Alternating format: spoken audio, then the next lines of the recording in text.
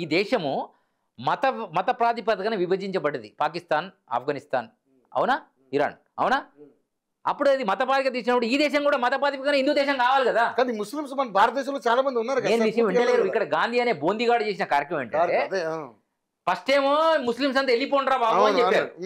మళ్ళీ గాంధీ గారు వచ్చి ఏం చేశారు, మీకు ఇష్టం ఉన్నవాడు ఇక్కడే సావంటరా, మిగతా వాళ్ళంతా అక్కడ పోండ్రా అన్నాడు. ఆ ఒక్క చిన్న డైలాగ్ పట్టుకొని అక్కడ ఉన్న హిందువులను తలకాయలు కోసేసి ట్రైన్లో పంపించారు పాకిస్తాన్ నుంచి ఇండియాకి. అప్పుడు ఏ కొండ గొర్రె మాట్లాడలేదు.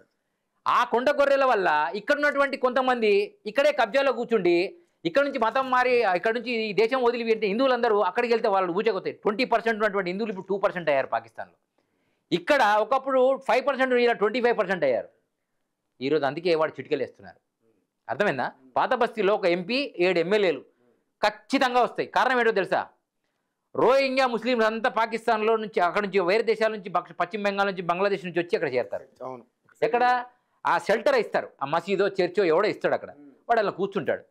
వాడు అరటి పండ్లో లేకపోతే చికెన్ మటన్ సెంటర్లో పెట్టి హిందువులకి అమ్మి వాడు బిజినెస్ చేసుకుని గట్టిగా బలిసి వాడు పిల్లలను పుట్టించేసి నీ మీద 10 జనద్వాలను పెంచాడు.